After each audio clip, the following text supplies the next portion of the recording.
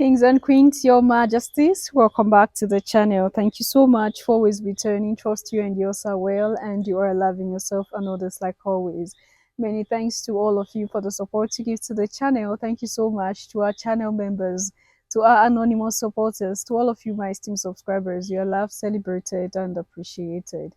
So today, Your Majesties, I want us to look into some of these expositions that are before our faces about so-called men of God that most of us worship. You know, there was a video I was talking about the evil that is being done behind the shadow of a God. In the name of a God, people are being misused. In the name of a God, people are being taken advantage of. In the name of a God and a religion, a lot of evil are being done to people. And people do not have the mind to come out and say, okay, this is what the so-called man of God did to me. This is what the so-called woman of God did to me. Why do you think that people are scared to even call out the name of their powerful men of God, call them out of for the evil that they have done against them? Because they look at them like the mouthpiece of a God, and they see the miracles that these people perform. If this man could raise the dead, could heal the sick, that means whatever this man does is good. Whatever this man do is the right thing. So they keep accepting all the evils that are being perpetrated against them by this men of God to be the will of the God. Because they are scared. They see these their pastors performing miracles. Why do you want to challenge a man who performs miracle? A lot of people are being deceived today into joining some churches. And at the long run, they sell their destiny to most of these people that call themselves pastors. Because most of them, they are agents of darkness. Most of them, they are agents of demonic forces. But our people do not see these people for who they are. The miracles that some people run to churches to go seek for are not real miracles. The world has become so evil that we can decide to deceive our brothers and sisters into what we do, to believing that the wrong things that we do. The world has been so corrupted that as we are as a people, we feel it's okay to deceive our brothers and sisters. Deceive them by performing some of this magic or staged miracle just to lure people into coming to give us money. Churches have become business centers, places where people go to make money. When you graduate and there's no job opportunity, just open a building, tell people that you do eat with God, tell people that you sit and dance with angels, and voila, you are going to see people coming. Because of course they want to see that thing, they want to partake. The hunger for miracle have pushed a lot of fake prophets into performing fake miracles. And they plan this thing so well that people will think that this is a real miracle happening. Poverty in the continent have pushed a lot of people into going to practice, to learn how to perform miracle, going to practice how to speak in tongue, because that is one of it now. They learn how to speak in tongue now. Speaking in tongue is not by the Holy Spirit anymore. People, there is a school people go to learn how to say those things. Okay? There is a school for it. Most of these miracles that these people perform that lure you to them are not real miracles. I'm sorry to say. They are not real miracles. I tell you, the moment you begin to roam about prayer houses and you allow these people put their hand on your head, they've carried your destiny. The goodness around you, they suck it off. Your head is your life. Do not allow anybody put hand on your head that is not your father or your mother. It's only your parents that have the right to put their hand on your head. I hope people are hearing you. And it's only you as a parent that have the right to put your hand on your child's head. Don't allow anybody put their hand on your child's head or your own head. Okay. A lot of those places you go seek for miracles, they are just using your head, and there are lots of things involved. So listen to an ex-pastor. I don't think he's even an ex-pastor, but he might still be in the system. But listen to him share his own story about miracles. The miracles that most of you are running to go and receive. I don't know what miracle you are still searching for. Which miracle is more than the one that you sleep and wake up? You still want to go look for miracle. We are the cause of our problems. Whenever we come back from each program, when the pastor is paying us, he usually pay these guys like times 4 of whatever he pays us. So it gets me surprised because I know I was doing more than they were not really visible in the ministry. We're not visible. So what job do they do? Why do they get paid more than us, the pastors? Wow. All right. And one day we went for a program in a very big church in Port Harcourt. When we go there, it's a Presbyterian church.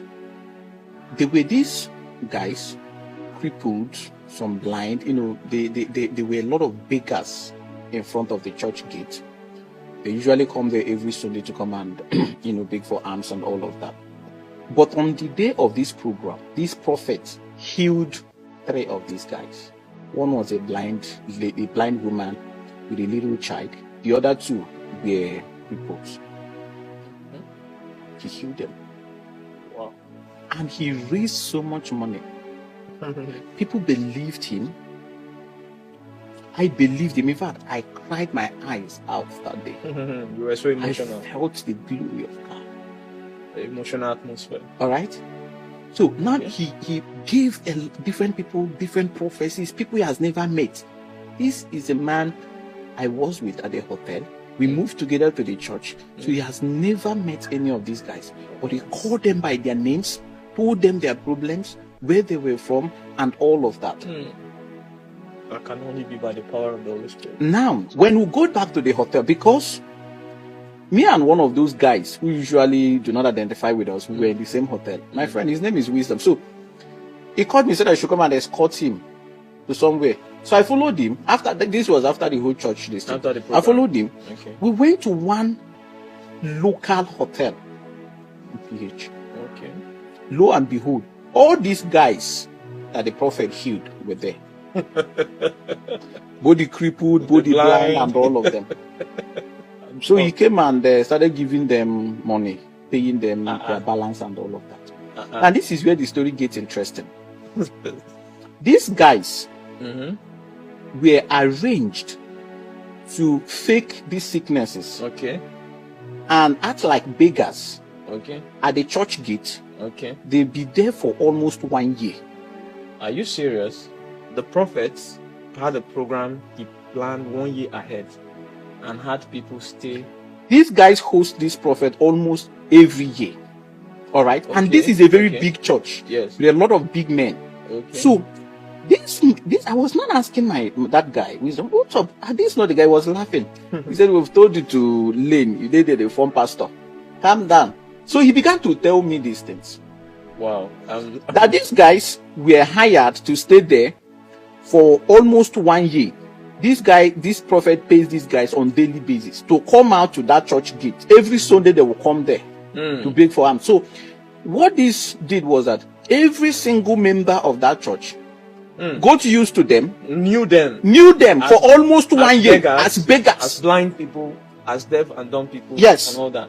And this no one can convince these guys to believe that these guys were not sick. The strategy of eliminating the doubt. For almost 1 year. So the day he came for the program, he healed them. How can you doubt it? How do you start to explain that these guys were pretending? Because you know them. 1 year. You know them. But the funny thing is, the money he collected from one of the deacons in that church was enough to pay the bill, to cover the bill of the actors. Wow. So that's why. This is a lucrative business. Lord, and unto those who chose to scatter this ministry, especially the pastors who left this ministry and left with members of this ministry, Lord, let their wives be barren. Let all fruitfulness be cast from them. I curse their generations. I curse their generations. I curse their generations before them and after them. Let there be chaos in their families. Let your pestilence fall upon them from this day. Let there be sickness from the root of their families to the generations that are not born. Epileptic, hepatitis. The Exodus 9. Brethren, wherever you are, the time has come. What is victory? Victory is somebody who overcome principalities and powers. That is called victory.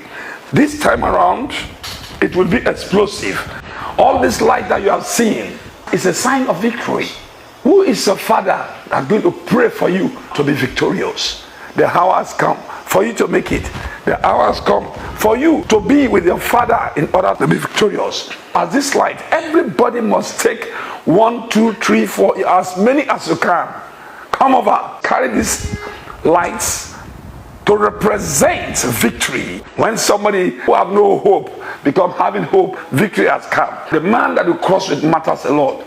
The disciples crossed with Jesus Christ to the other side, and also the Israelite crossed with Moses as a prophet. Therefore, Elijah crossed with Elijah. After the crossover, you go home with this light. You're going to now keep it in your house and pray. Anytime you will now pray with it, and peace will come to your home. You will see peace, and you see new things will enter your house.